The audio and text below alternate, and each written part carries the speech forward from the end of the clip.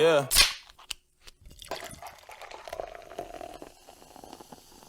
Same nigga, chain bigger, same street, switch lane quicker. Came deep, champagne liquor. Eve Saints got 8 zippers. Bonjour, then it's bonsoir. Used to get the head in my mom's car. But don't judge me, yeah, I know that it's awful. Thank God she only listen to gospel. Armor Park, one park that, hung with a wolf and a shark at, Niggas round here need Jesus Christ to. Welcome back, ladies and gentlemen, to part 2, our Around the League edition of episode 31 of the Splashcast. Lost my notes for a second. I thought it was 32. 31 of the Splashcast. I'm your co-host, Reggie. I'm your co-host, Norwood. You know we are really podding. We podding so fast, Reggie don't even know the episode number. But I'm okay right with that. There in front of me, too. It is 31 episodes, a million more to go. Let's get into the HBCU talk. Million. So now, as Norwood just said, we are about to get into our favorite segment of our entire podcast, our HBCU news around the culture. It is our favorite segment because that is near and dear to our heart. We went to HBCUs. I went to 2, grew up in it, was born in it. We know everything about it. So with our first topic, Darius Leonard. Darius Leonard went to South Carolina State, All-American, All-MEAC, drafted in the second round or first round? Second round of the NFL draft. Just re-upped and became the highest paid linebacker in the league. He was the first player in NFL history to have 4 forced fumbles, 3 fumble recoveries in the first 9 games of the season, man. Also 2 interceptions. But the reason we put this here is, you're right, this probably could go in the NFL, but it's very important that we let people know that HBCU products can be as good and if not better than anything you see on a regular basis. I always want to refer people back to one of the greatest defensive ends of all time. Michael Strahan came from Texas Southern. Of course, we can talk about Jerry Rice, the greatest receiver to ever do it. Also went to Mississippi Valley State. We have Walter Payton, and we have Darius Leonard. And it is of the utmost importance, and this is what our true passion is, to uplift the historically Black colleges and universities and let people know that no matter where we play, where we come from, hey, when we lace them up, we can be as good or better than anybody who you've ever seen. And don't you forget it, and Darius Leonard keep kicking ass. Keep kicking ass, man. We definitely want to say the HBCU because there's a lot of, even in HBCU culture, there are tears and jokes that we pass along to each other. But this is one HBCU that is near and dear to my heart because of my late grandmother, RIP, Dr. Mariana Davis, went here as well, in Orangeburg, South Carolina, known as South Carolina State University, as she so affectionately called it, State College. He went to South Carolina State University in Orangeburg.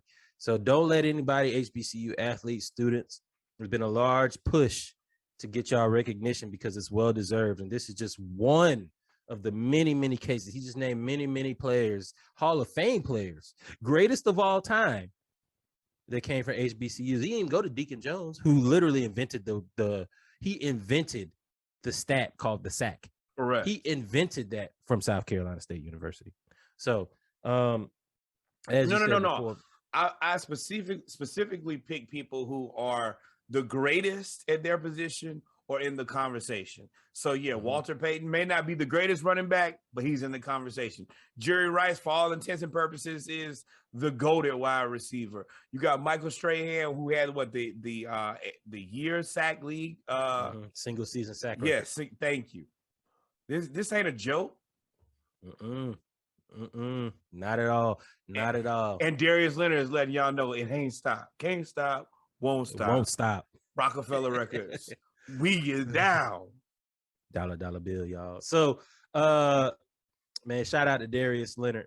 On a more somber note, man, we affectionately called this the Dion segment for so many years, for so many episodes, because it seemed like he was in the news so much. He was championing HBCUs, Jackson State, so much. Well, Dion, if you follow social media or if not, he had a foot procedure or something that he said has been bothering him for years. And then he posted a video saying procedure went well, but he has not returned to the sidelines. He returned to the sidelines after the procedure for 2 games. And then he's just disappeared, and he's been going back to the doctor. He's been held overnight in the hospital. We don't have any details, man. So we just want to solicit T's and P's to Dion. Zero details, but of course, if you know me or anything about me, Deion Sanders is by far my favorite athlete to ever walk the earth. With that said, of course, thoughts and prayers, also everything he's done for the HBCU culture. Just keep this man lifted up, and we hope that everything works out well. I don't even need to know. Whatever it is, I just hope you get better. That's next. Yeah, man, get better. We need you. We need you. We need you, bro. I'll mind my or business. sir. I'm sorry. We need you, sir. Staying in the SWAC. Bethune-Cookman. I put this on there. Bethune-Cookman is one of the teams that transferred from the MEAC to the SWAC. They are in the midst of a turbulent year. They were at the time were 0-8, and they came in to play Alcorn State. And for those that follow SWAC football, Southwestern Athletic Conference football, Alcorn State has been in the SWAC championship game like 5 years in a row. Cookman went into Mississippi and upset them 35-31. So congrats and kudos to Bethune-Cookman for getting their first Southwestern Athletic Conference victory. Yes. Number one, yes. Also, I know I may be on this island by myself, and I'm probably not, because I think it makes a ton of sense. But I would love to see if the SWAC and MEAC could have a strategic partnership and possibly have a Black football conference, and then have a Black football conference champion. I think that would be something great. I think that would be something that could be our own. And I think that you could have a whole schedule of weekends in a row and have the Black football conference. I think that would be super dope, and put us in a position to uplift those teams and to have a championship that is ours. And you can say, hey, I won it. This is mine. Yeah. So I think they had that unofficially, right? All those bowls that, they had the Celebration Bowl. Yeah. I'm talking about make it official. Like, hey, this is like almost like a SEC East and SEC West. I think I get what you're saying. Like, basically, they have to play each other and become Black national champion every year, and then they play across. So they had that unofficially. But yeah, I agree.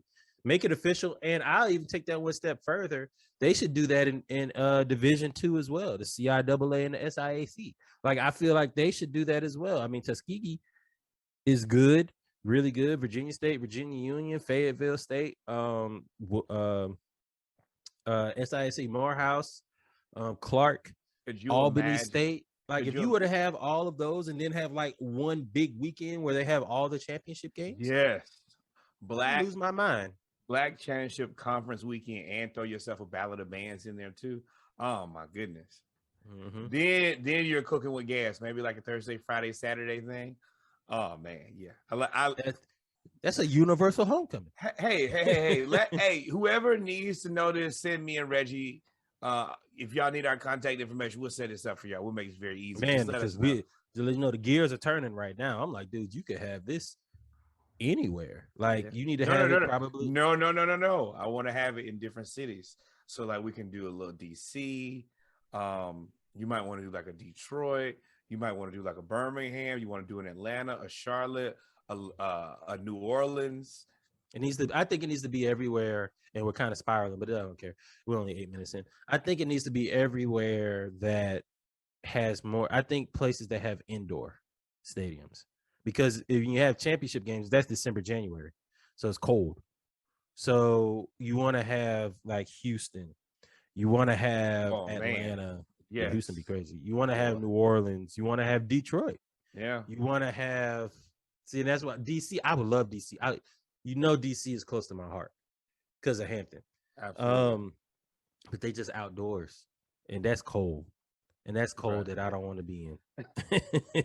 Dallas, like there's a lot of places. Dallas would be tough. Yeah, Dallas would be a good time. I like it. I like the way you think. You know what? You should have a podcast. You should tell people about things that you think about, and then you should record it, and then people should listen to. Hello, Splashcast.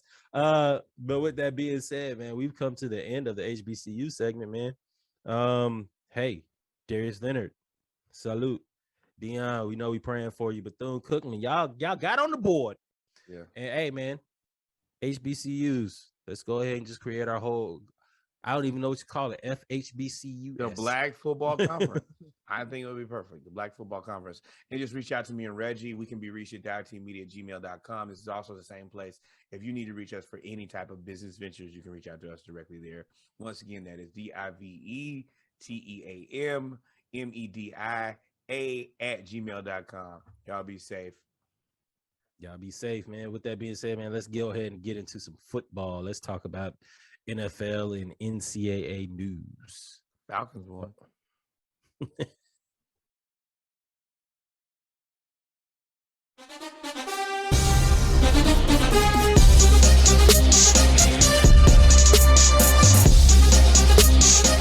Yes, ladies and gentlemen, we are back with our football segment where we talk about NFL news and NCAA football news around the league, a part 2 around the league segment of episode 31 of the Splash Cast. We have a few topics we're going to talk about here, including there's been a lot of movement, unfortunately and fortunately, really just unfortunate movement, really, around the league. Starting off first with Derrick Henry, King Henry, rushing champ Henry, out for the year. Broken foot? Ish. He could be back by playoff time. If all goes well. What are they in the AFC South? Yeah, they'll win the division. Yeah, they'll be in the playoffs. So yeah, that's unfortunate. It's unfortunate for many reasons, as he is pretty much the offense there. He makes Tannehill serviceable, and I really wanted to say that I think Tannehill's trash, and that Derrick Henry is the only reason that the Tennessee Titans. After a while you do these and you can kind of read what a person is saying. Reggie has no respect for Ryan Tannehill at all. He expects only disappointment, and he believes that Derrick Henry is it. And I'm inclined to agree with him. And I'm going to turn to that. I'm a scientist by trade. The sample size of Ryan Tannehill outside of Derrick Henry is poo-poo. With Derrick Henry is great. Survey says.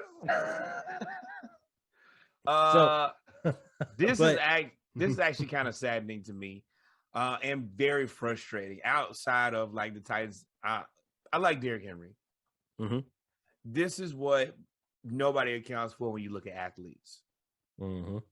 This is borderline abuse, how many carries they were putting on Derrick Henry. He's averaging almost 30 carries a game in 2021 in the 21st century. This is why the NFL is called not for long, because there is no regard for his health.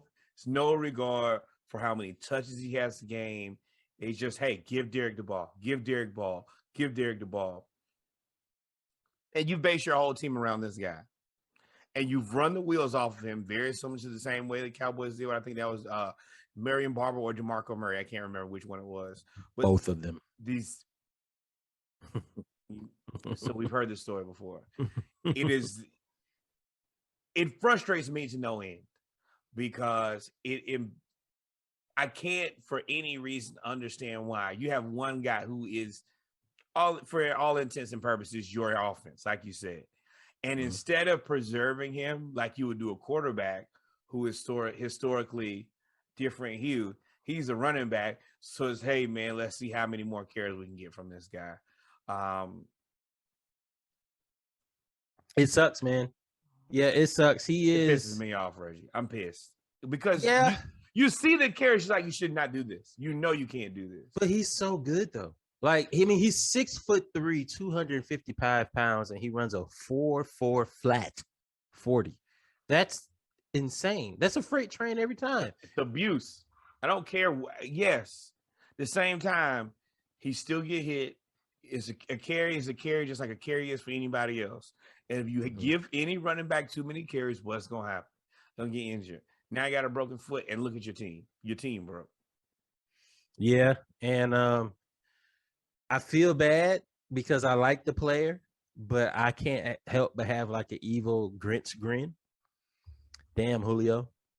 You left a mediocre team to go be with a contender, and now the contender's best player is dead, and now you got to rely on a quarterback who's worse than the quarterback that you left. I don't wish that on Julio, because I didn't wish it on him. I just said, damn. It is an unfortunate string of events. I mean, it's highly probable Matt Ryan will be in the same situation somewhere else next year. Mm-hmm. I think possibly Tennessee. I think that Tennessee would be lucky to have Matt Ryan. I don't ever want to see our players who have given literally and I'm going to say it, they're fucking all to go somewhere else and have to struggle. Julio, I think you deserve better than that. Matt Ryan, I see that in your future somewhere. I hope you don't fall into that situation. You brought us back today after we tricked off a lead that you created. So it's the story of the Falcons. Good, bad, or indifferent. It's our life. It is. Blame our parents. Less than vowed. It's on you. T's and P's to Derrick Henry, man. I don't know where I want to go with this. I kind of want to save Aaron Rodgers. Oh, big lie. Big lie. Let's talk about other players the other movement that happened. Let's talk about everybody who wasn't lying. Von Miller got traded from the Broncos to the Los Angeles Rams. Reggie. No, I'm timeout. I'm calling a timeout because I'm going to ask you, how do people get these deals? Where do these deals come from where you just give up one of your best players for absolutely nothing? It's the same kind of deal that got JJ Watt to the Cardinals, Chandler Jones to the Cardinals, AJ Green to the Cardinals. What's Hopkins to the Cardinals. That's the reason I had to close my eyes, because I was like, boy, we got to talk about the Cardinals. You forget about James Conner, who was the leading rusher for the Pittsburgh Steelers for 2 years. They did not sign him, and he went to the Cardinals. He was questionable. I will say James Conner, he's on the right team in the right situation. I don't have an issue with him going to the Cardinals. I have issues with AJ Green, JJ Watt, DeAndre Hopkins. Those are the guys who have Connor. I think DeAndre Hopkins was traded there. Yeah, but on a stupid deal, just like they got Von Miller. I want to know why none of you guys are willing to make stupid deals with the Falcons. What do me and Reggie have to do for y'all to make stupid deals with us? Mm-hmm. I don't know, man. Nobody called the Falcons like, hey, man, we'll take 2 7th rounders from Von Miller. I'm telling you, the Falcons would have took him in a heartbeat. We had a pass rushing. So you might get your wish. So if we give up, would you give up a 7th and a 6th rounder for OBJ since he wants out of Cleveland? Oh, he's been released, I believe. Yeah, he's released. I don't know, man. OBJ, okay. I'm on full transparency. I love wide receivers. Mm-hmm. I think that you can never have too many. I'm always an advocate for them. But with that said, I also have to be very real with myself. OBJ goes places and it ain't the easiest groove. I mean, we don't have Ridley right now, so it would be very nice for us. But we're not a contender. We are this book in first place. Well, no, Reggie. We're one game out of the wild card. Boy, go look at them DMs and tell me if we. Boy, you crazy as some glue talking about. So where does OBJ land in? Somewhere where they probably can win more games than us. What if he lands in LA? You know you want to be in LA. If you tell me they got rid of Deshaun Jackson, end up with OBJ and Cooper Kupp, man. All right, well, this is so frustrating. Just get me to another season where we're going to be competitive. This is, man, I don't know the answer. I don't know where that is either, but I don't know the answer. I would like for somebody to give us somebody for no reason. OBJ, he's going to go somewhere where he's going to play with a quarterback who he's confident. And to Baker. Number one. Well, we knew you was a mid. Go ahead. Yes. We knew you were. I didn't know you were some mid. I'm not going to pump fake now. I was a Baker fan early. I thought that he could be good. Never. And if you can't make it work with OBJ, it's kind of the same way I look at Juju Smith-Schuster. Bro, You probably just ain't that good. I need you. You probably don't know it. You're gonna be the last person to find out. And I like you and your attitude and in your story and all of that. It's just not that good. Just like Juju was a 2, you was just salute. With that said, you play with great running backs, and you should be able to enjoy that. And hopefully, that will get you to the playoffs. You guys bullied the Bengals today. I think 41-16. Nick Chubb went crazy on his first game. The Bengals still getting their pieces back together, and the Browns are a much more equipped team. But I think if I had to pick a future of 2 teams, I'm betting on the Bengals before I'm betting on the Browns, because I feel like because I believe Burrows is a legit quarterback. I think the Browns will end up overpaying for Baker because you won't have a better alternative. And that one keep playing like he is now. What you gonna do? Gonna let Baker go again? Baker is the longest senior quarterback you've had in the ages. You can't let him go. You are restarting the restart. I mean, either way, they have history of making bad decisions. Either way, either you keep him. Either you let him go, and you let a good quarterback go, just like you let a good talent leave, or you keep him, and because you think he's good and he's really not that good. And it was like re-signing Tim Couch. It's just not great. We also know that the Browns will make the worst decision. So whatever the decision is that's bad, that's the one they're going to make. And I'm okay with that. What if Matt Ryan to the Browns? They would be lucky to be so fortunate. That would probably be the right answer. Mm-hmm. That is the right Jesus. That is the right answer. You ever sat down and figured out a Rubik's Cube? That's what we just did. I was like, that's the right answer right there. But yeah, OBJ's out, man. It's Baker's fault to me. So we just solved world hunger. for Cleveland. And whatever happens, Lord, please do not let Matt go there. No. That will win a Super Bowl. Worst. He'll get his jersey retired after one season in Cleveland. I want y'all, and I play about emotional breakdowns on this podcast a lot. I definitely, if Matt Ryan went to Cleveland and wanted, man, y'all have to check on me every day for the rest of my life. Yeah, man. Speaking of emotional breakdowns, man, T's and P's out to Henry Ruggs out there in Oakland. T's and P's out to the family of the woman and pet that passed away in the vehicle fire. Henry Ruggs was in a vehicle, a 2-car accident where his sports car was allegedly going 156 miles an hour. And he crashed into the back of a Toyota RAV4, I believe, that was driven by a young woman and her dog who was in the back seat, and it caught fire, and there was a vehicle fire, and he had a concussion.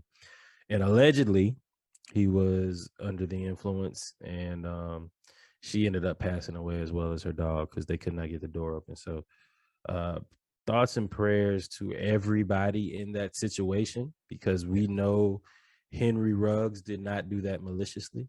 If you know the backstory of Henry Ruggs, when he was in college going to a visit for football, he was actually hit by a drunk driver. He and his best friend, and his best friend died. So he actually talks about his best friend all the time.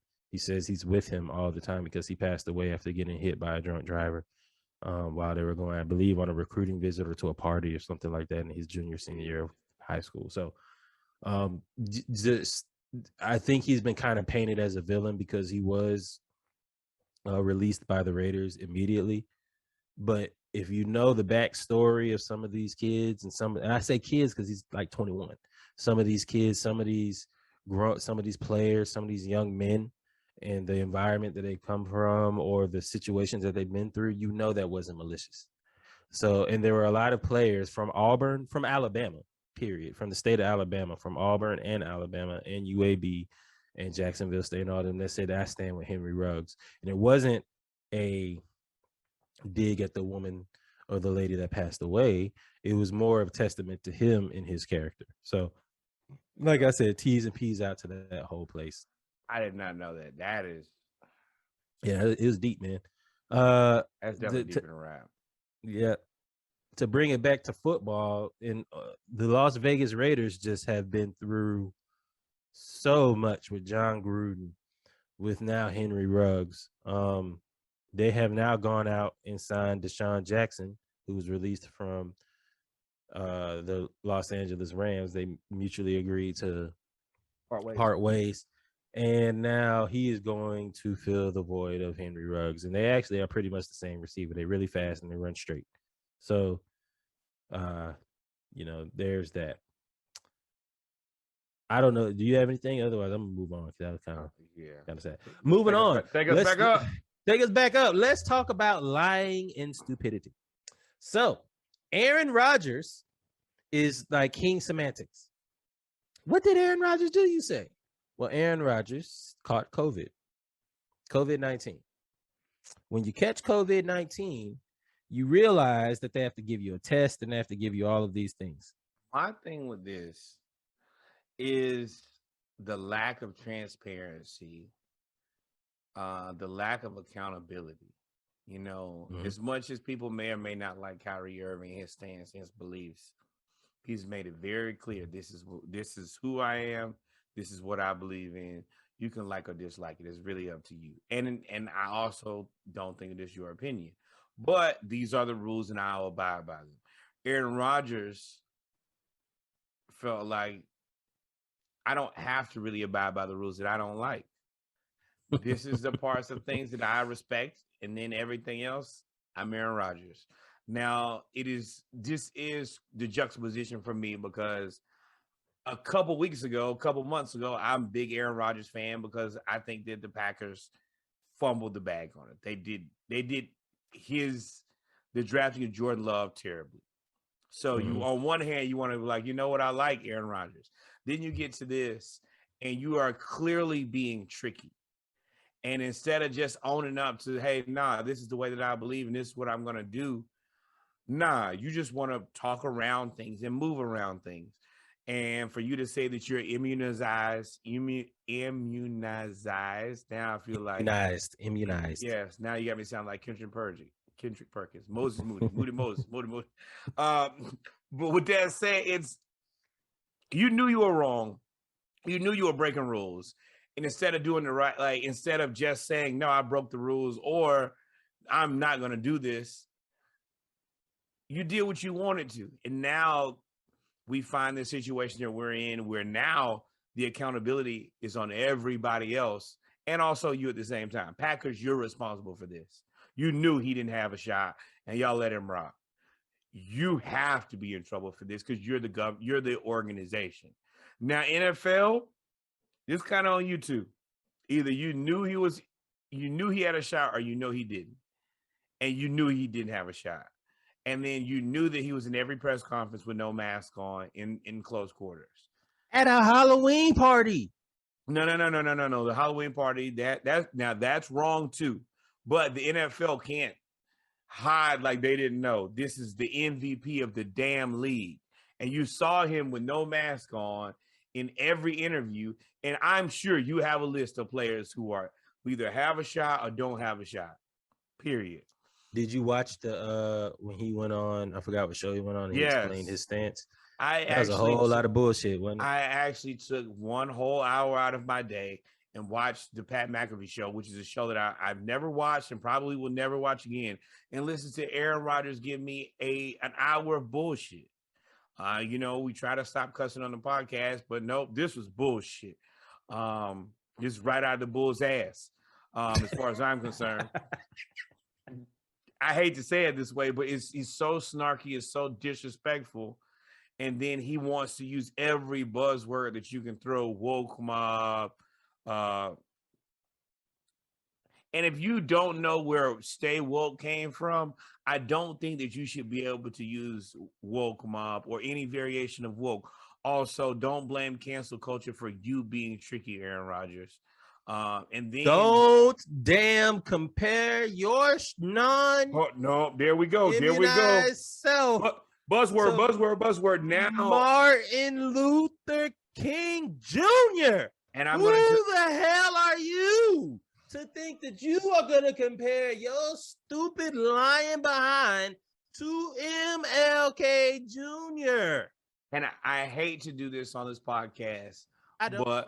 But this is the reason that we have a podcast, and I'm unapologetic about anything I'm about to say. White people, stop you like number one. Keep on. White people, stop using black folks. No, number one, white people, stay away from quoting Martin Luther King. It's not in your best interest. It is all anytime that you think that you should quote Martin Luther King, fine, because you have one black friend who might be like, I don't care. Five black friends. You don't have 5 black friends. You definitely shouldn't quote Martin Luther King. And you probably have bigger issues because it's a lot of us. We're available around. But this could be mutually beneficial. Yeah.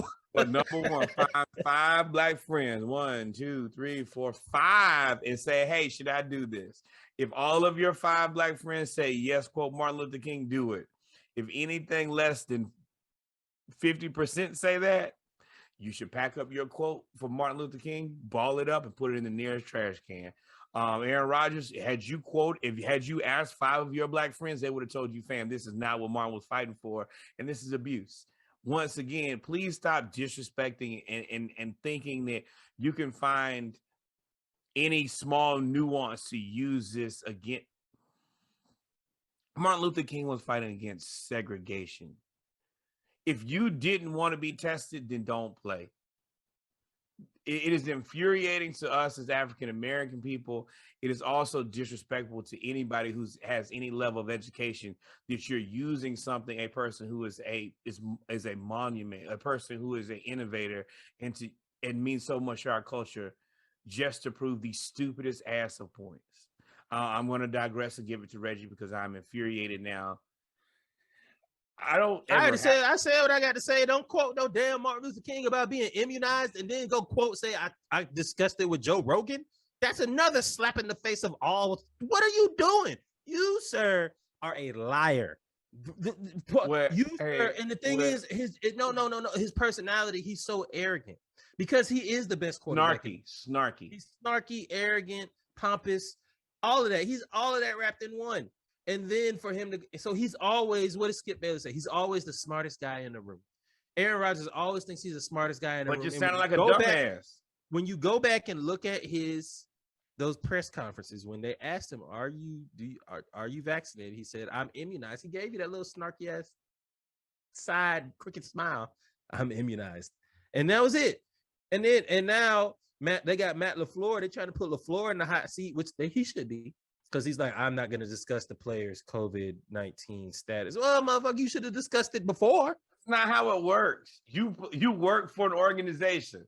The requirement is either you do this or you don't. But if you don't do this, then you have to do this. The protocols are very clear. So no, don't. This is not the time to be like, no. You lied. You lied. Yes, you lied. You misled. You were wrong.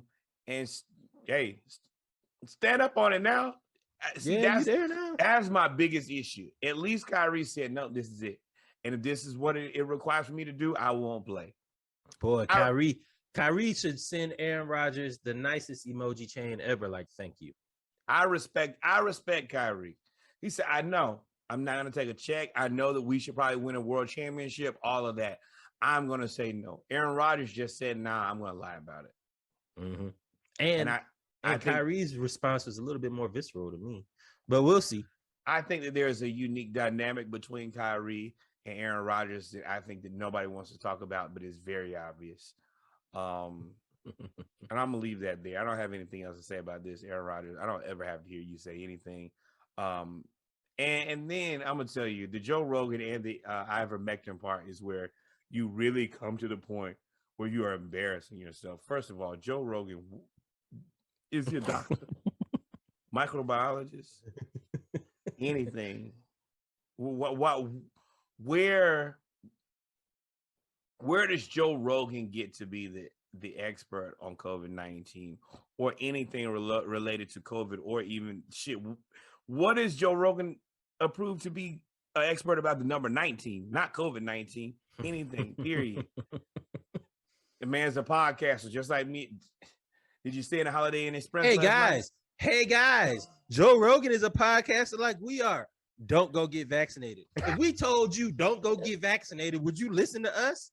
No. If you had millions of dollars and was able to access literally any doctor on the face of the earth, he has the means to contact. And you listen to Joe Rogan. You're probably better off listening to us because we did predict that the Atlanta Braves are going to be world champs. And that you should get vaccinated for COVID-19. But 2 for 2, baby. We don't miss. We never, the Splashcast has never missed. We would never lead you astray. We are the realest podcast in the world. We actually care about you. Yep. And we don't lie like Aaron Rodgers. But let's leave the NFL. Let's leave the NFL and let's get to NCAA. These Sunday nights are wild. This is what you about to get, ladies and gentlemen. Boy, pure fun. Gary Patterson announced Thursday that he was I ain't coming back to work no more. Him and I don't think that was the discussion at all. I think that TCU said, hey, you might as well, we're gonna go ahead and go in another direction. They decided to part ways after he's been there 22 years. And you think they moved on from him? Yes. If you know Gary Patterson, you know about college football. He turned around TCU pretty much by himself. TCU historically in the old Southwest Conference days was really good. Then they went to be boo-boo for a long time. And then Gary Patterson got there and turned them into a perennial top 15 team. Yeah, every year. They never could get over that. They challenged Oklahoma. They used to beat Texas Tech. LaDainian Tomlinson, don't forget. Yeah, LT. They were nice. And he was kind of the kickoff of that whole run that they had. And they ended up at one point the highest ranking they ever had was like number 2. So I mean, Gary Danielson is stepping down as coach. I mean, Gary Patterson is stepping down as coach of TCU. And guess who is rumored to be interviewed for the job? Oh, man. Deion Sanders. And this is where you get caught up in what do you really. I would like for Deion to stay in Jackson State. I think that he said 5 years, right? I think that Jackson State is better with him there. I think the HBCU football and culture is there. But what Deion has done is he has positioned himself to be a guy who everybody should be looking at. Specifically, yes, number 1, TCU, Dallas. Deion played in Dallas. Florida State. I don't even want Deion to go to Florida State. I feel like y'all did Willie Taggart so bad. I feel like I want to see you guys struggle for a little bit longer. But Deion has recruiting prowess in Dallas because of the academy that he started. Absolutely. Or helped start with. And let's not forget, it's still Jerry Johnson. I mean, it's still Jerry's boy. Like, Deion is in a protected class in the city of Dallas. Really, I would assume is in the state of Texas. So he has positioned himself where he can be a coach of any of these places that he really wants to. Hell, he might as well coach the Cowboys. I mean, he saw what they did when the Denver got stomped. So yeah, I don't know how I feel about this. I want to keep Deion in HBCU culture forever, but I also understand if you do a damn good job and a job well done, then everybody is going to want you and want you to coach their team. And I don't hate it if he leaves, but I would rather him stay. Yeah, man. So, first off, congratulations to Gary Patterson on the long run at TCU. Deion, get well soon. And if you take the job, we wouldn't be happy, but we would understand. It's basically what we just said. Your money, black man. Norwood, tell me about this. The residents of a black community want compensation from UGA. No. This is yours. I didn't put this in the group. Nah, I know, but no, I'm giving this one to you specifically. I don't know about it. No, that is funny. You don't know anything about your team taking land from black people at your favorite unit. Where's your UGA hat today? Okay, so Reggie's giving me this one. He wants to be hands off on the very next one. I have no issue of your favorite school being extremely racist. I have plenty of time to cover that. With that said, there are former residents of a Black neighborhood on the outskirts of the UGA campus. I think that the town was called Lenin Town. It was a Black neighborhood until the 1960s, and UGA basically took that location under the guise of eminent domain. Now we have a situation where they want to be compensated. They basically just took it in order to grow the university, did not compensate Black people correctly, and now this is, I mean, it's the University of Georgia. It is the biggest university in the state. It's the one that makes all the money, and you just didn't compensate these guys. Please tell me how you feel on this. So I'm gonna put on my serious face for a second. Yes, I am a fan of UGA. My fandom stops at stealing from Black people. That if you think I'm gonna stand on the side of UGA when they stole some land from some Black folks, whoa, Herschel, I am not. I don't support him either. If this is true, which I am 100% sure it is, because, and I'm not shooting bail to UGA, but any Southern institution has stole, any institution, not even Southern, because you out there in New York, up there in Cali, about the same thing, have stolen absolutely from hardworking Black people, the same Black people that all of these Trump supporting great grandmothers, mothers, daughters of the Confederates, all of them talking about pull yourself up by your bootstraps. Literally, these people did exactly what you told them to do. And you stole their boots and straps. You stole their boots and straps. Like, come on, dog. And this ain't the first one time. I will probably end up posting a link now because of this story that came on. I think it's on, what's the show? I know. Last week tonight with John. Yeah, last week tonight with the Black lady that does Burns Beach, maybe. Yes, but there's more. So there's actually more, over 100 and something water reservoirs, schools taken over, where they took over 150 Black neighborhoods and towns and just took them over, or built a highway through them, or displaced them, or whatever. Same thing happened in Atlanta right now, but that's another story. Like, so I do not condone this at all. And if these people want to be compensated for it, which they should be, UGA got it. We just told you UGA got enough money. They spend the most money on recruiting every year. The most. They outspend Alabama. They outspend USC, who has the biggest budget of all. Texas has their own network, and they outspend Texas on recruiting. Right. So if you have enough money to go get these young let's not lie, African-American men to come wear your brand, then you need to do right by the people that you stole the land from and compensate them.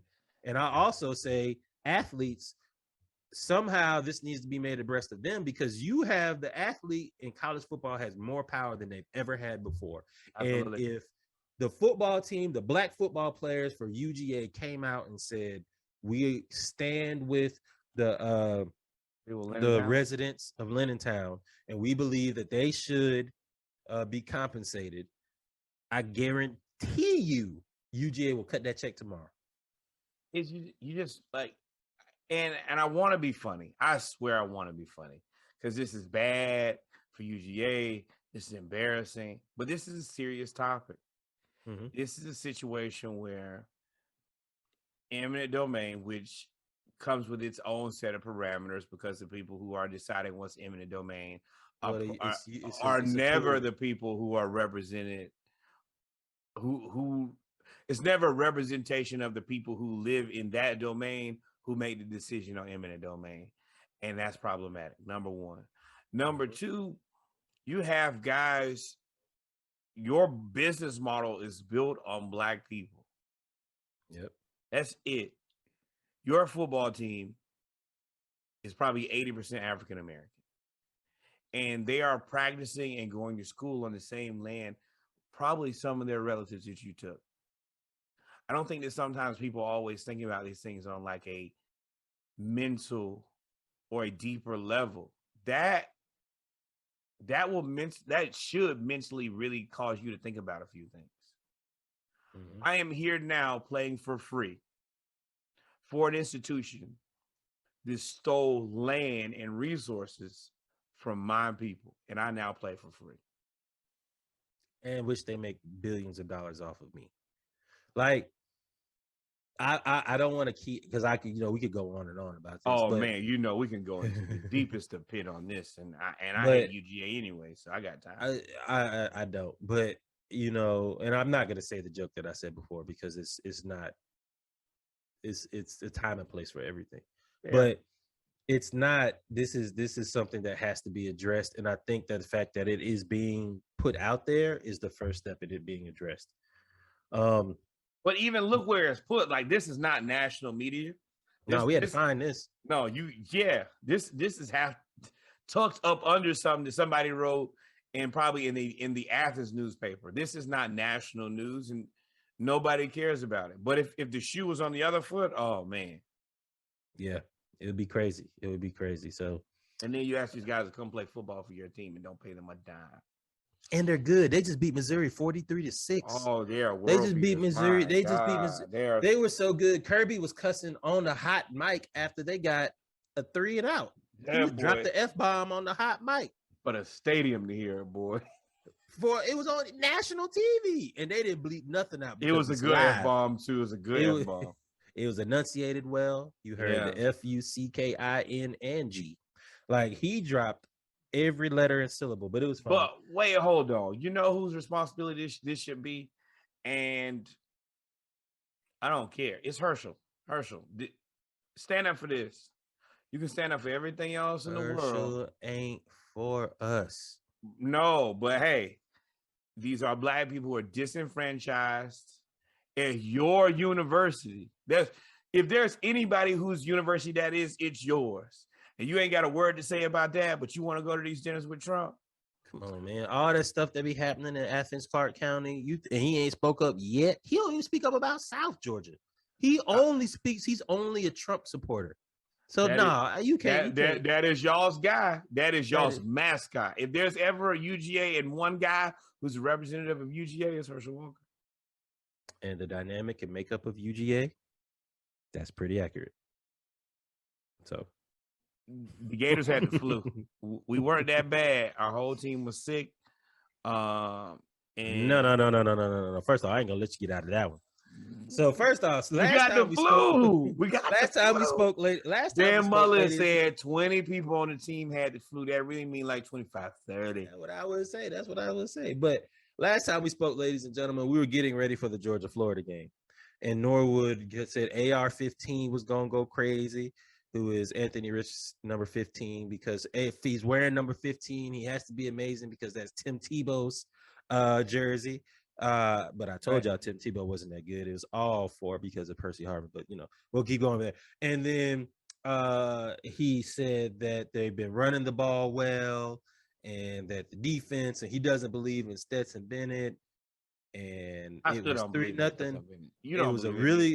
It was a really good game. It was 3-0, and then in 2 minutes and 13 seconds, it went from 3-0 to 24-0. We ran 5 plays. And it went from 3-0 to 24-0. And then after that, not only were they not playing to win the game, they were playing to keep a meaningless streak alive of actually scoring in a game for 413 straight games. Bro, so they scored a touchdown with 2 minutes left to say, and that was their Super Bowl. That was their season. But we're not going to talk about the Georgia-Florida game. We're going to talk about the the Florida-South Carolina game. Because remember, I have receipts. Remember, Norwood on this podcast said, oh, Georgia's good for tricking it off to South Carolina every other year. You remember he said that, ladies and gentlemen? I know you do. I know y'all laughing in y'all car. Are you watching YouTube right now? You laughing because you know I'm right. Because he referenced it on multiple episodes. If you're a splasher and you actually listen to this, he said it every episode. And then for them to travel to Sandstorm Stadium and get beat 40-10. 40-10, disturbingly beat. They got beat so bad they put on a special. They cut off the game, y'all. They went to New Mexico State. New Mexico State ain't even the SEC. They showed Tennessee versus Kentucky on 3 channels to not show Florida versus South Carolina. I'm not letting you get away with that. 20 people had the flu is because they all kissed Dan Mullen's wife. That's why they got the flu. It is what it is. Y'all need to stop kissing. Y'all need to fire that man because Norwood, ladies and gentlemen, has walked away. He has walked away from the microphone because I'm telling the truth.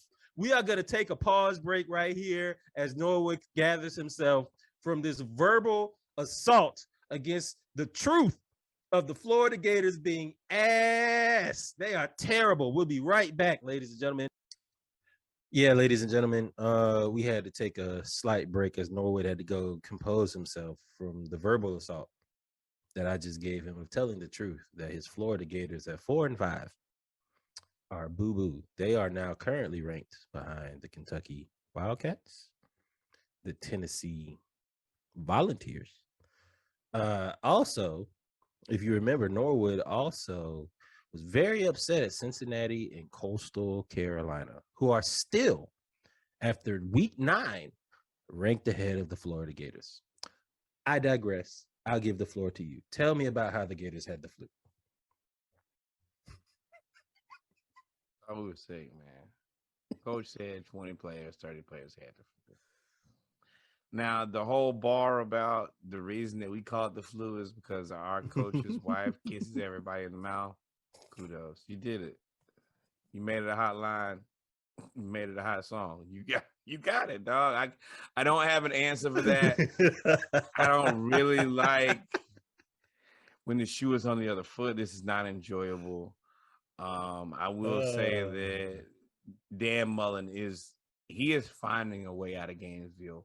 I don't think he wants to be there. I don't think he wants to be there anymore. At an unprecedented rate between what he said about not recruiting and then saying that we are recruiting, then, you know, not picking Anthony Richardson to be our starting quarterback. And then now this whole flu situation where you got to think in a pandemic, you let 20 players on your team catch their flu.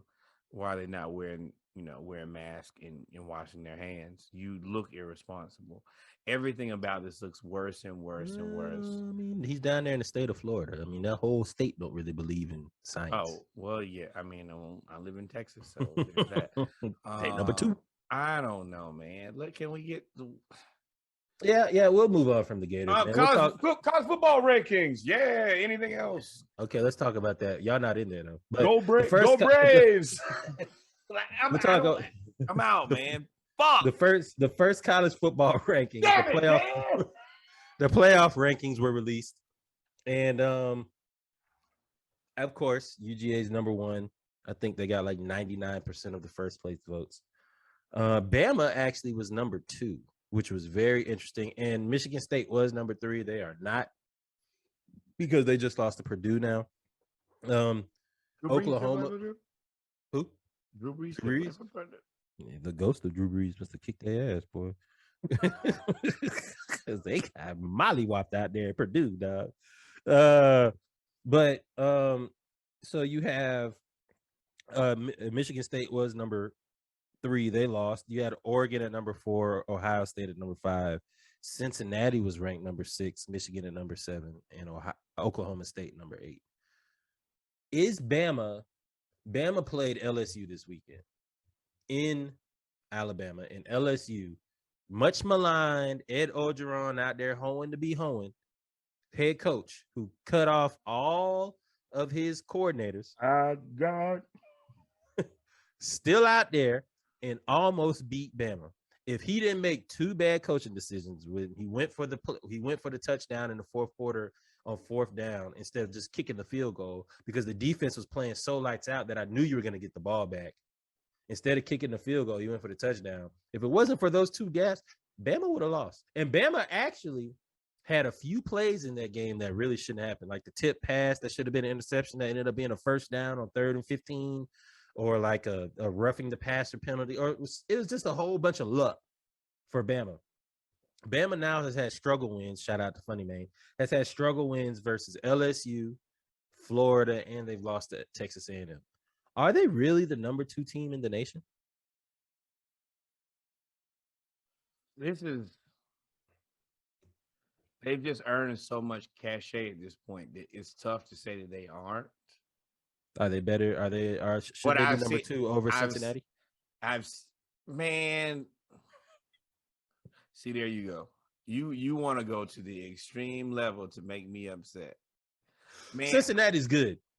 No, well, you know what? Let's see. If you would have played somebody in the regular season, we could say that. But you Notre Dame. Notre Dame is number 10. Well, if you don't believe in ghosts, you sure as hell ain't gonna believe in unicorns. And I don't believe that Notre Dame is shit. So I don't believe in Cincinnati. Cincinnati, you play Alabama. I wish I could just, I was like on a video game, play them right now. Cincinnati, you got out there with Bama and you're going to get destroyed. You're not in the same conversation as them. But you play this week's schedule and you're going to probably walk into at least some type of conversation with that. I really hope. I don't think the Bama is that good. I've seen them play against us. And we played good that game, but we ain't the best team either. I've seen them struggle. I don't like the LSU's tricky to me. It's a rivalry game, number one. You're playing with a guy who's definitely on his way out. And Ed O, he's got Saban's number. And anytime the person is like, "Oh, this is my last day," I'll do anything. No, you can't game plan for a person who'll do anything. So I'm not going to hold that one against them. I am more going to hold the loss to Texas A&M and the 2-point win or 3-point win, whatever it was, versus Florida, as an understanding of they're not what they usually are. I am afraid of you guys. I think that your defense is monstrous. I think your defense is probably one of the best defenses in college football history. And that is scary to me because if you can't score more than 14 points. They have not allowed more than 13 points the entire year. Even as inept as I think Georgia's offense is, I think that they'll find 14 every time. What's scary is Georgia's offense, the receivers are starting to get healthy. So, I mean, yes, Georgia's offense is inept.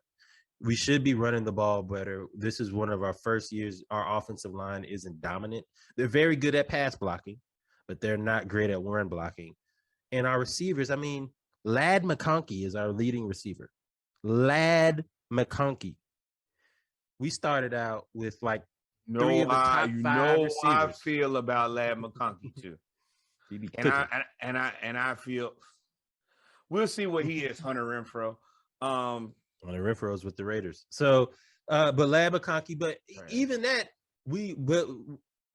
with everybody getting healthy, I still think this team has only reached probably about 60% of how good they really could be. Absolutely.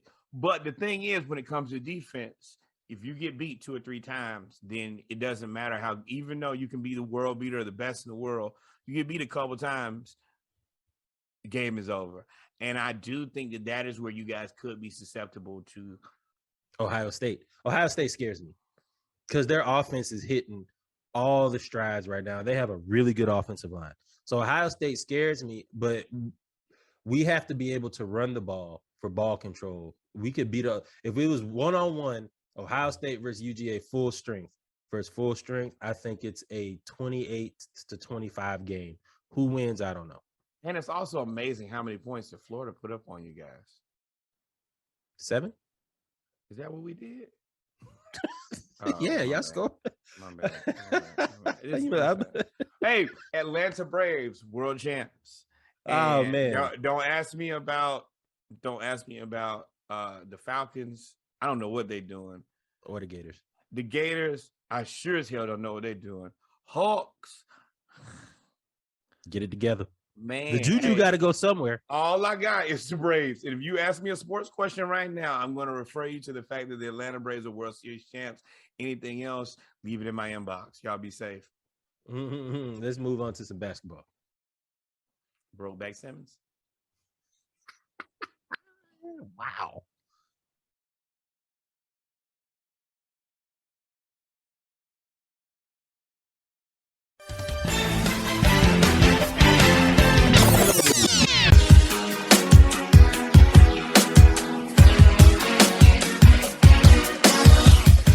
Back, ladies and gentlemen, with our NBA segment of part 2 of episode 31, our news around the league episode. We got a couple things we want to talk about, man. It's all some drama. This is a drama-filled league right now. As we said before, the NBA is basically turning into daytime television. You have a disgruntled employee who can't seem to get out of his own feelings, and Ben Simmons. He's back to getting fined again. He's getting fined again because he is not accepting help because of his back and his mental fatigue or exhaustion or mental health that they are trying to help him with as he wants to leave from Philadelphia. Now, to our friends from Philadelphia or New Jersey or the Northern Atlantic region that are fans of Philadelphia, who keep saying that the Atlanta Hawks did not break Ben Simmons. He still look like Humpty Dumpty to me. That egg broke. And egg broke. Back, back broke. Back broke. Oh, broke. That egg is like, this is your brain on drugs. That's Ben Simmons right there. I don't even. Okay, so they was like, all right, well, I don't know why he's fine now. He told y'all his back was broken. He said that his mental health was in question. And y'all stopped finding him. His answer is not changed, and now you're finding him. Now, I am going to say that if the coach says that he can't win with me, and my teammate says, and not only my teammate, the guy that everybody loves here says that I don't care about that guy, you can't make me go to you guys' doctors. I don't know if you guys have my best interest in mind. I'm pretty sure you don't, actually. You're just trying to deal with this situation with what you got. So I understand why Ben doesn't want to go to y'all's doctor. I don't. But if Georgia Power says you got to go to this doctor about your mental health, you going? Do I have a valid excuse? Do you think his excuses are valid for him not going to a doctor? He says, so y'all doctor, see that, and that's where it gets tricky for me. I think that he should have to go to a mental health facility, doctor. He should see somebody. But what you can't do is tell me that I have to go see your doctors. We know how team doctors and trainers are. Hold on. Employers definitely tell you what doctor you can and can't go to. Health insurance is called in-network, out-of-network. Yeah, they definitely say what doctor if my doctor ain't in-network, then I got to pay. It's similar. Wait. In-network, out-network. Doesn't determine whether or not you go in-network, out-network. We have a strategic partnership with these people, so it's more cost effective. But if you want to go to your own doctor, you're more than welcome. But isn't talking to the insurance guy. This is my wheelhouse. But aren't those records? Can't they share those records amongst doctor versus doctor? Like, can't the trainers or the team doctor request those medical records from his personal doctor? Can't you do that? I'm not sure, I think there's levels to it. You can either say yes. I think, of course, at the end of the day, it comes down to the patient. If the patient says, don't share my information, you can't give the information to anybody else. True. So that is where you fall. Like, it's just no. But I understand why no. If I had an employer required doctor, nah, I don't. This person is probably on your payroll. So whatever they understand. I mean, I don't want to take this into the deeper, darker, like opioid type of thing. But if your bread is buttered by this organization or group, then you're probably more likely to suggest things that shine them in a better light or absolve them for any responsibility. So no, I'm not going for that. I can't. And that's the reason it's such a tricky situation. You can't make that man go to your mental health doctors. So you can either. Ultimately, that doctor is probably on that staff payroll or adjacent to. So I think they're finding him because of the lack of transparency. I think because they've offered him treatment, they've offered him all this, and he's just not practicing, not showing up. It's bad. It's bad, but it's one of those situations where it's such a sensitive subject. You can't really do anything but shut up. You can't tell a person, "Hey, I know your mental health is out of whack." You have to go to who I suggest.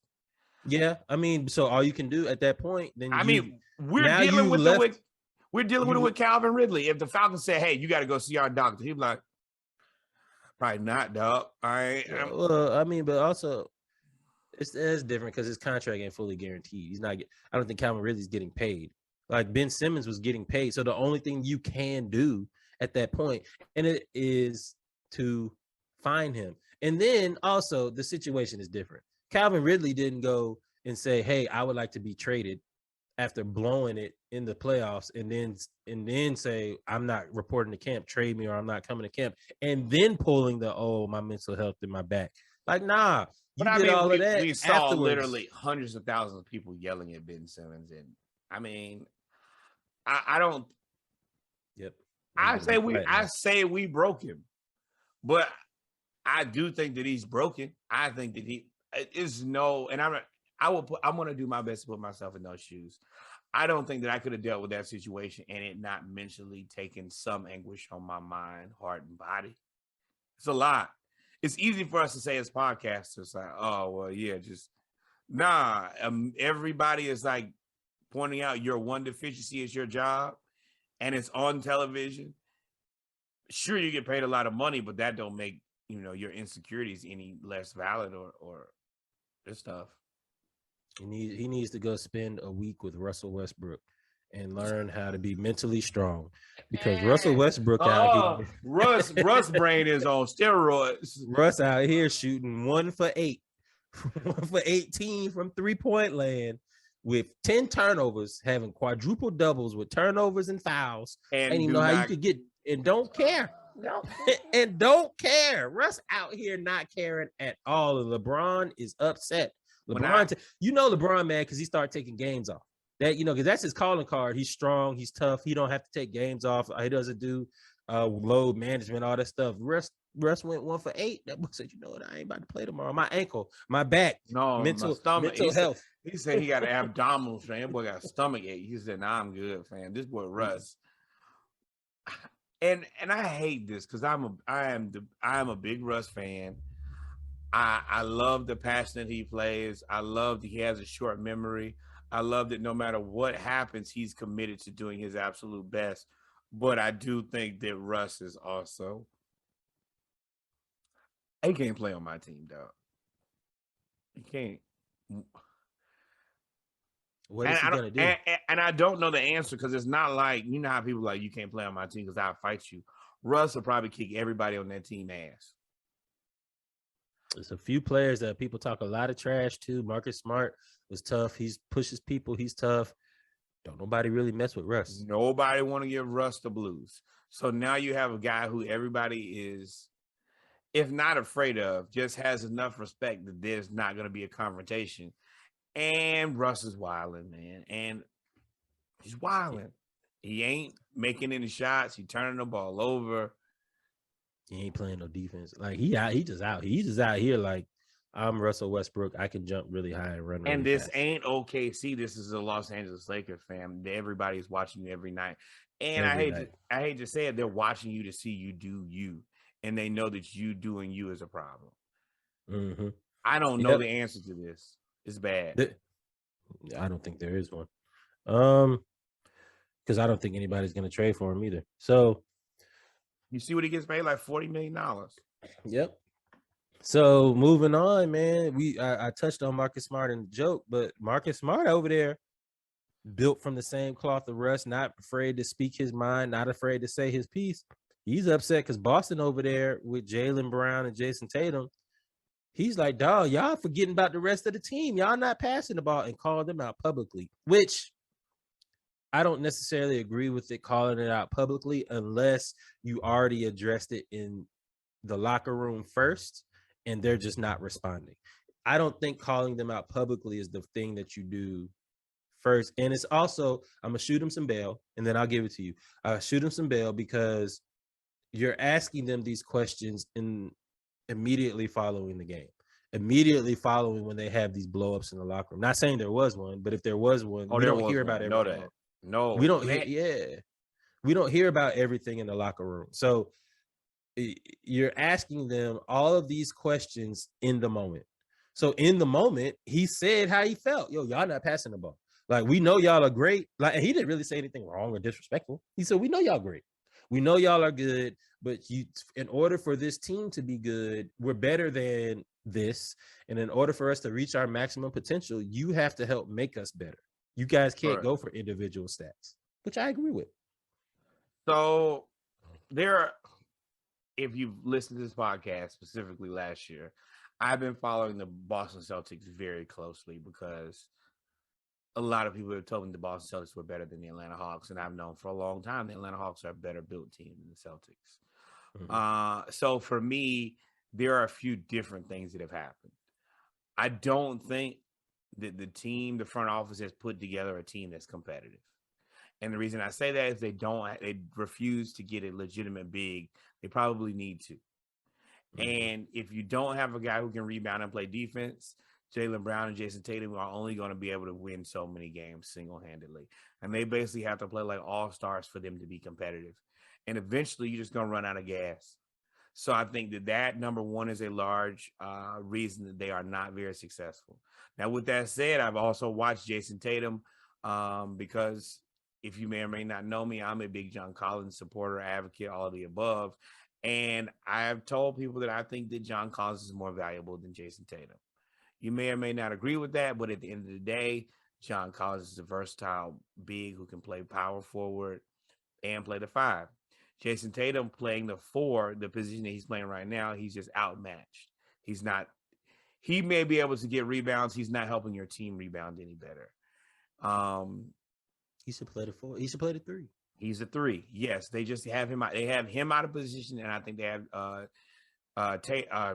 Jaylen Brown out of position. Very similar to what John Collins was doing when he was playing the 5, because we would not go get a 5. Just doesn't work. You can be as good as you want to be, but if you're at the wrong position and you don't have support, it ain't gonna work. I don't know why the Celtics refuse to go out and get any number of centers who should or seem to be available. Marvin Bagley. You just put him at the 4 and put Tatum back at the 3. They would be. You just need a serviceable body. You have all the scoring, well, not all the scoring, but you have enough scoring to be competitive. You just need bodies, defense, and rebounds. I don't know why they haven't been aggressive about Miles Turner. The Sabonis and Miles Turner experiment seems to be burning in hell every damn game. I look and I'm just like, why do you guys in Indiana insist on being this just cluster? I mean, that makes no sense to me. It's a small market. How many people are going to want to go to Indiana? It doesn't matter. You have an asset in Miles Turner. Miles Turner is a very good defender. He's a big who can actually shoot the 3 and space the floor well enough. And you want to know why? Because he's playing next to Sabonis, and they produce. The team itself, the makeup isn't, and it's not the makeup. I don't know why they're not good. They should be way better than they should be. But I just think that it's time to move on. And if you can get something in return for Miles Turner, it makes a ton of sense. Eventually his contract is going to be up and he's going to walk for free. I think that it would be mutually beneficial. Oh, in Sacramento, Marvin Bagley doesn't even play. He's a do not play, like coach's decision. He can play on that team. So for me, it makes no sense. But at the end of the day, I'm a Hawks fan. If you guys want to continue to coach and strategize in incompetence, well, we struggling, so we appreciate it. Yep. Y'all continue to be mid. And finally, at the end of this segment, man, I just wanted to highlight somebody.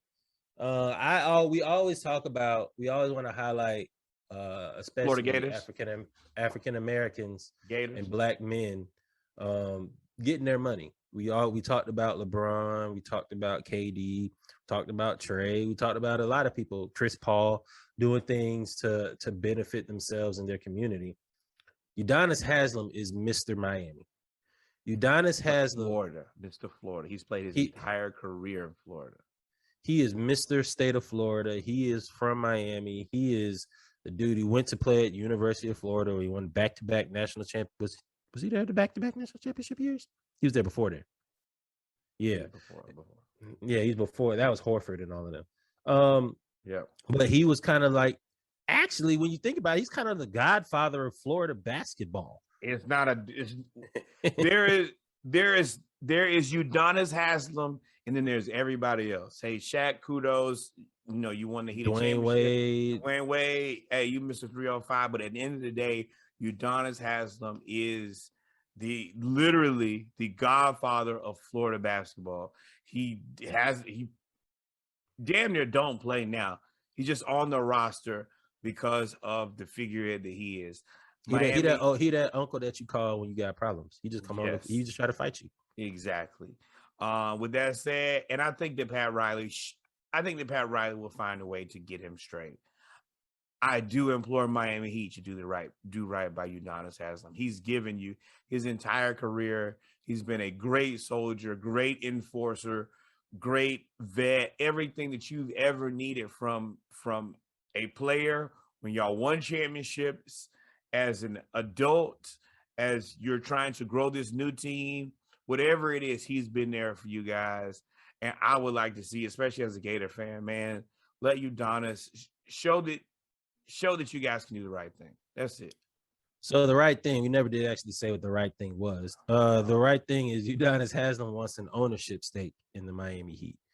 He's played there for 20 years, and instead of taking a retirement package or whatever, he would rather negotiate an ownership stake in the team. And he feels that he deserves it, which what Norwood just said basically that's basically it. He does deserve it. He deserves an ownership stake. So and I want to say one more thing. Don't look like Minnesota looks like with Kevin Garnett. You look classless. They are an embarrassment to an organization that has an embarrassing track record. Mm-hmm. They had an opportunity to do one thing right, and they chose to do wrong. Now, we know that's what they specialize in, so it doesn't surprise us. But Miami, and specifically Pat Riley, you guys are a class act. Hopefully, and I trust you guys will do the right thing. Mm-hmm. Mm-hmm. Well, ladies and gentlemen, we've come to the end of our NBA segment of part 2 of episode 31 of the Splash Cast, our news around the leagues episode. So with that being said, man, let's bring back a segment that we haven't brought back in a long time, but there's a lot of stupid people out there. So we're now going to get into our You Big Dummy segment, where we have 3 awards to hand out today, all in the basketball world, ironically. So stay tuned, ladies and gentlemen. Oh, gotta stop getting caught doing this stuff, man. They gonna put it right on the news. And then as soon as we see such and such has an investigation, oh boy, it's always bad news then. If you got $1 billion, you can buy the Suns.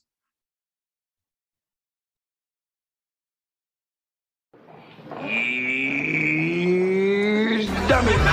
You big dummy. You big dummy. You big dummy. You big cold-blooded dummy. You big dummy. See what you did? Oh no, you big dummy. Oh no, you big dummy. You dummy. Yes, ladies and gentlemen, we are back. Part 2, episode 31 of the Splash Cast, our news around the league segment, where there was so much controversy that we had to bring back one of our beloved segments, You Big Dummy. We're going to talk about, what's his name? Yeah, we're going to talk about Sarver. We're going to talk about the Blazers. We're going to talk about the Seattle University Redhawks head coach. I think all of that has in common racist white men. So let's start with Sarver. Go ahead, man. What happened with the Suns? Robert Sarver is the epitome, and this is okay. Set up. Robert Sarver is what a lot of people believe is a problem with the NBA. Really, what they believe is a problem with the NFL. The NBA just seems to be the guys who get caught all the time. Robert Sarver has had multiple situations where he has done incorrect things in the workplace. He also seems to specialize in misogyny and racism.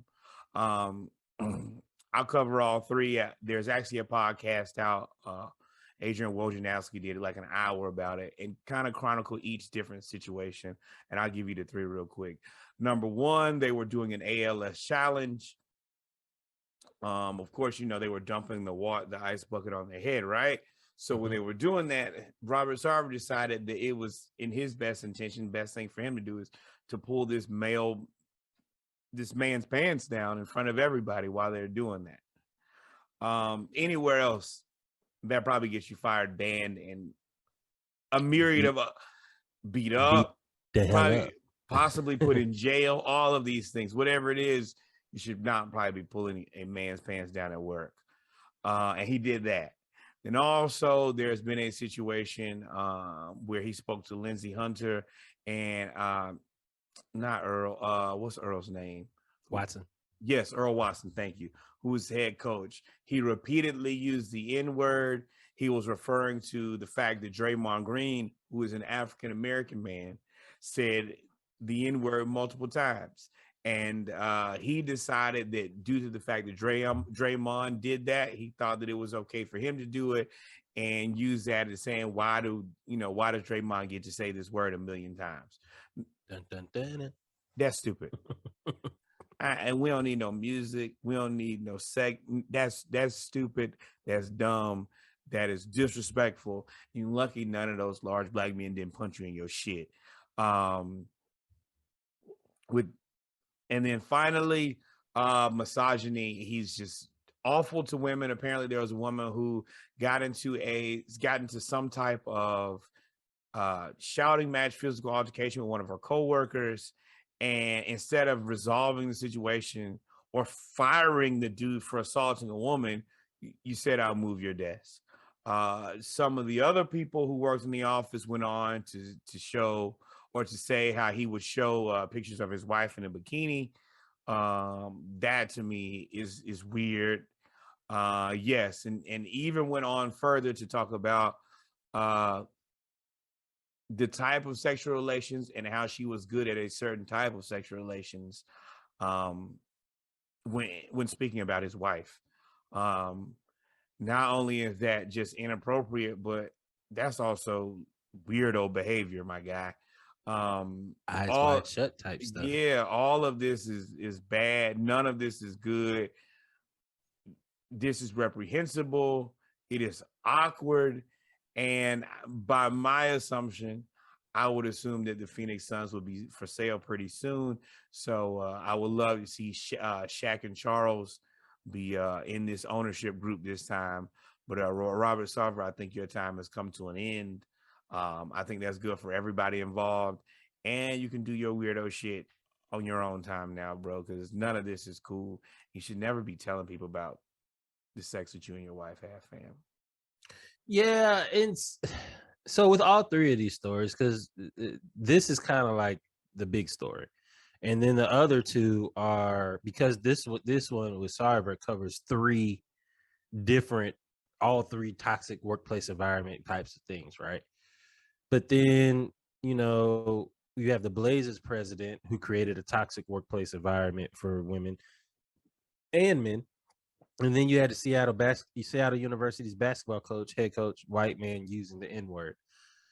The reason, I said this at the beginning, and I meant it. It said it jokingly, but I meant it. It's like they're older white men who seem to think that they can still run their organizations and run their teams, run their whatever in the old ways, the Make America Great Again ways, the 1960s, the 1950s. They can. That's the biggest part about this, especially with Robert Sarver. This happened 3 years ago. They said that human resources told the dude, "Can you not say anything about this?" It's human resources. Their job is to make sure that people have a safe, protected place to work. And you can see that they're clearly working at the discretion of the guy who owns the team, and they are basically talking them out. And if you listen to the whole podcast, which I have a sick and twisted sense of humor. So some of the things he said, they were egregious.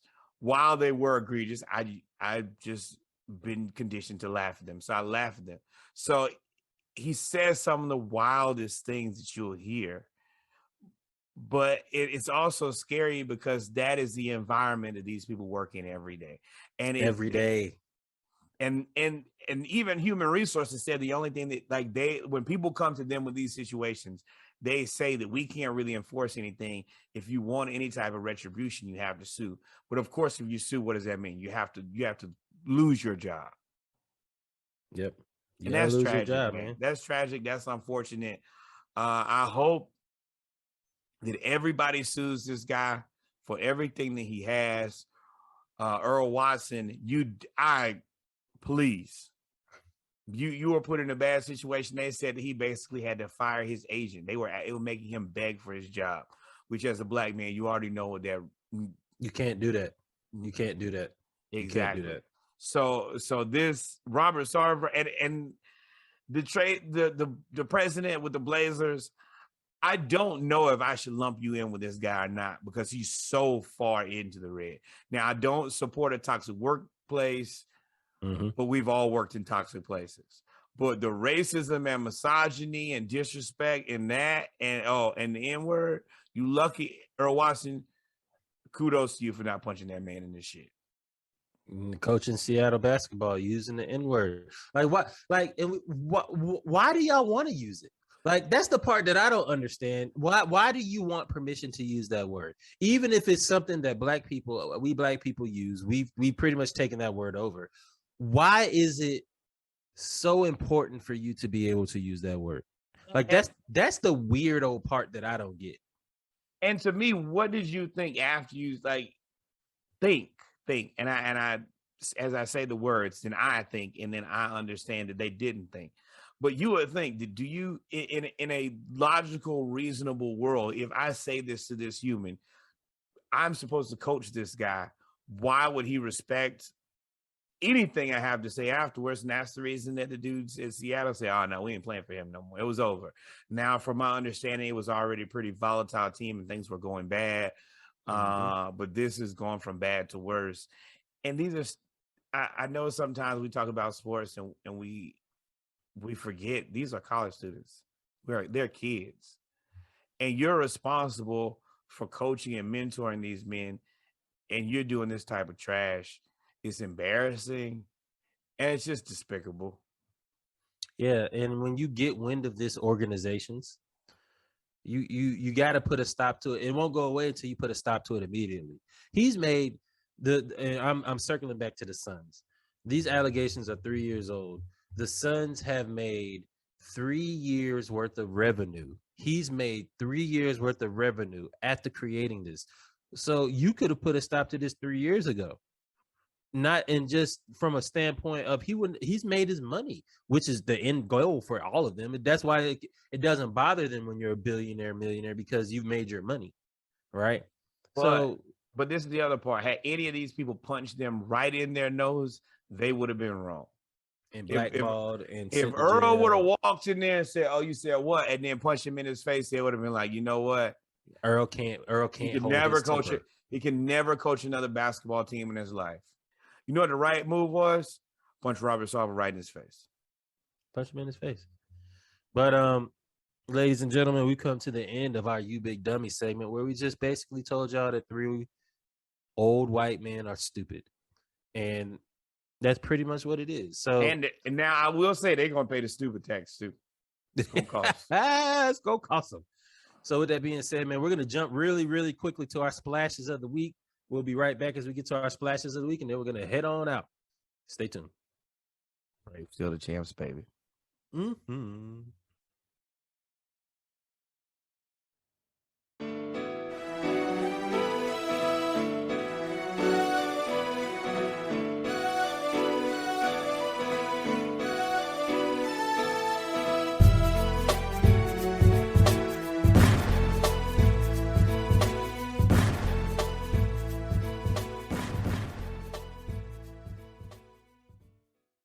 And we're back, ladies and gentlemen, with our final segment of episode 31, part 2, our Around the League. segment of the Splash Cast, where we talk about our splashes of the week. Our splashes of the week this time is going to be kind of slim. We just wanted to really let y'all know that the Braves are world champions. Wanted to let y'all know that again. But we, like you said that before, but I'm going to take this time to address the Atlanta Braves. The Atlanta Braves won the World Championship, the World Series Championship for the city of Atlanta for the first time in 26 years. The Braves won in 1995 after going to the World Series, I think in like 91, 92, 94, 96, 99. Like we had a decade of dominance. We only got one World Series out of it. We then have the Falcons here in Atlanta. Georgia Tech is here, but we really UGA fans out here. It's way more UGA fans than Georgia Tech fans. And then you have the Hawks. All of those teams, aside from the Hawks, have broken our hearts. Falcons, we already know. I don't need to talk about it. UGA, twice. Don't really need to talk about it. And the thing is, they all broke our hearts in like a 10, 12-month span. Then the Braves broke our hearts in that same year. So for Atlanta to finally break the proverbial sports curse and win the World Series after being under 500 at the All-Star break, knowing how Atlanta natives feel about how the Braves were stolen from the city of Atlanta and taken up to Cobb County to get next to their fan base. And if for national listeners, Cobb County is white as snow. So to get to the fan base where the old stadium was literally in the city, in the southern part of the city, it was by Fulton County Stadium. Then it was Turner Field, called it the Ted Turner Field. There were already rumblings and frustrations that happened. So when they finally break the curse and you go and you have the parade, we knew that you were going to have a parade in Cobb because that's where the stadium is. That's where the whole park is. We knew that was going to happen. But you had to have one in the city because they're the Atlanta Braves that represent Atlanta.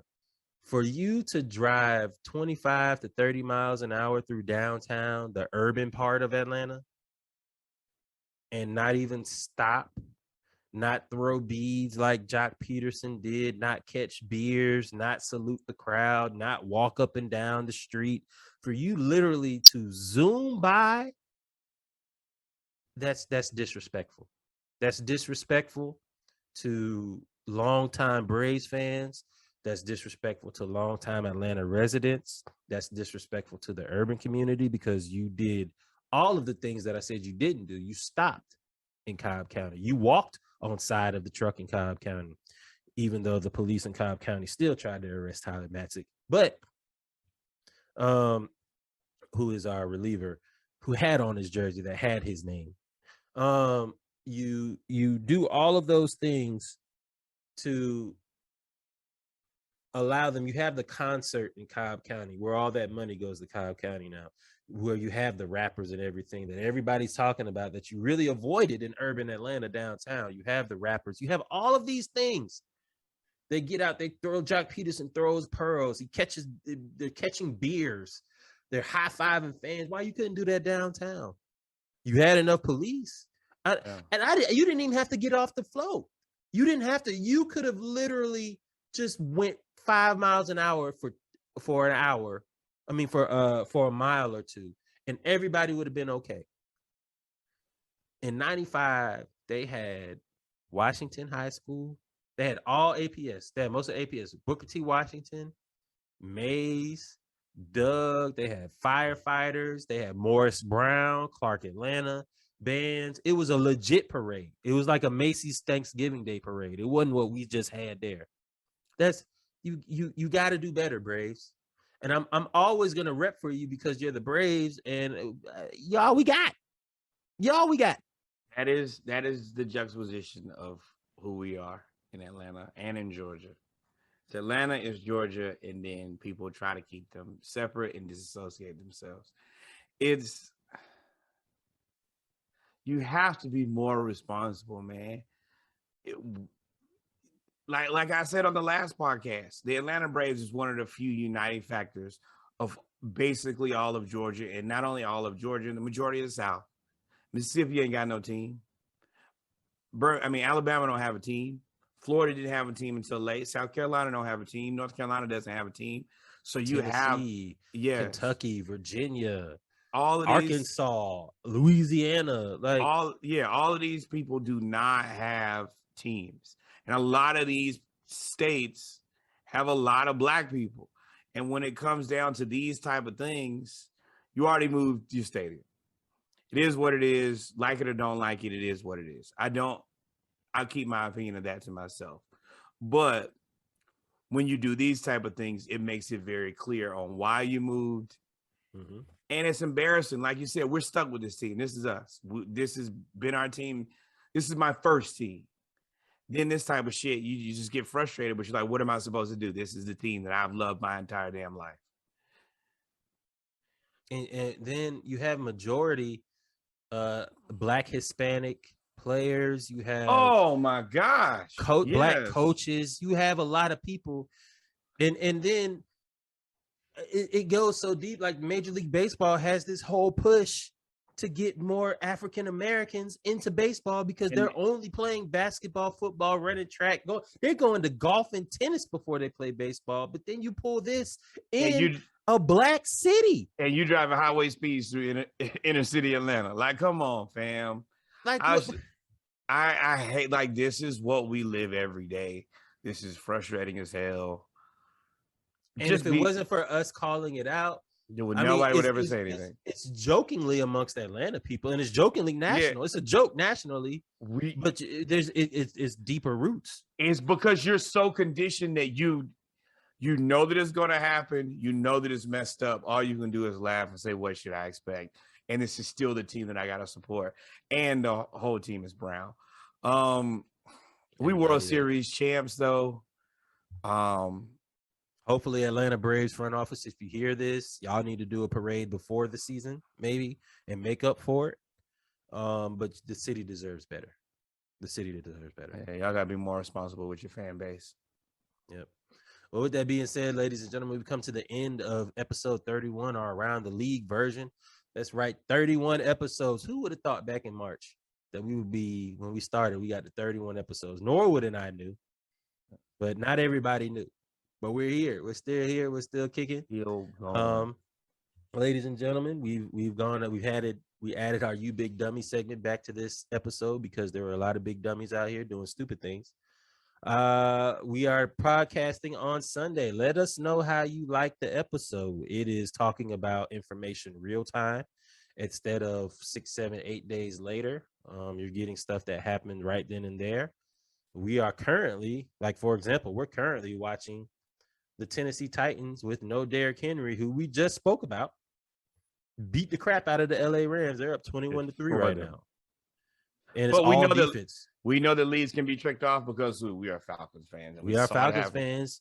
We saw it happen today. So, yes. Ha, Saints. So with that being said, if we didn't miss anything, man, Norwood, take us out. Ooh, boy, this has been an episode of episodes. It's been highs, it's been lows, it's been a lot of everything. Boy, number one, good, bad, or indifferent, the Atlanta Braves are still world champions. World Series champions. And you for sure don't you ever forget it as long as you live. Of course, always support your local HBCU and support the one that you graduated from. If you did not graduate from one, Hampton University will be more than thrilled to adopt you. Mostly. Some of y'all, we got to do a little background check. Outside of that, yes. Good luck and Godspeed over there, boy. It's tricky. With that said, always more Black baseball, more Black Cowboys, Cowgirls. You guys could have been anywhere else in the world. You came and kicked it with us. And of course, you thought I forgot. Nah, that Splashcast Wednesday 12-pack still going to be there right on time. More High Fire, and that Summer Walker album came out, so I'm probably going to give you 2 or 3 of those off that. But you could have been anywhere else in the world, and me and Reggie truly appreciate that. You listen to us twice a week, and you listen to the Splashcast 12-pack. You are our favorites. We are your favorites, and we are the realest podcast in the world. And of course, you know what time it is now. This game is only at halftime, so you know what I'm gonna do. Hang out. Hang out. Adios, mi amigos. Y'all be safe.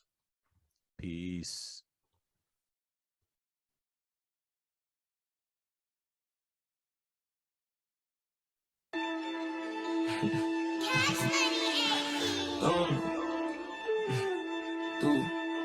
Blue honey, yeah, black money. I say, hey, rubber band honeys, this shit keep on coming. I'm thumb. Move like a mummy, the drug got him slumpy. Junk, head to the combo if it's about money. I'm thumb. Used to be bummy, turn nothing to something. Now I got my bank account jump. Rubber band honeys, this shit keep on coming. I'm thumb. Move like a mummy, the drug got him slumpy. Junk, head to the combo if it's about money. I'm thumb. Used to be bummy, turn nothing to something. Now I got my bank account jump. Honey band, guns in the Sprinter van. Never play middleman, we gotta get him, man. If I don't feel him, man, we gotta kill him, man. Spend like a silly fan, not for the dividends. Reaping the benefits like he an immigrant. Lot of artillery, special delivery. Show my agility and my ability. Go on a killing spree like we the military. Play with my cash and I'm on your ass. Like the pockets on the back of your pants. Lay on my stands like it was a mattress. Pillowcases filled over my bands. Couple grand in the attic, another grand like magic. That's mathematics. Getting paid is a habit. Ballin' like I was a maverick or John Madden. Rubber band honeys, this shit keep on coming. I'm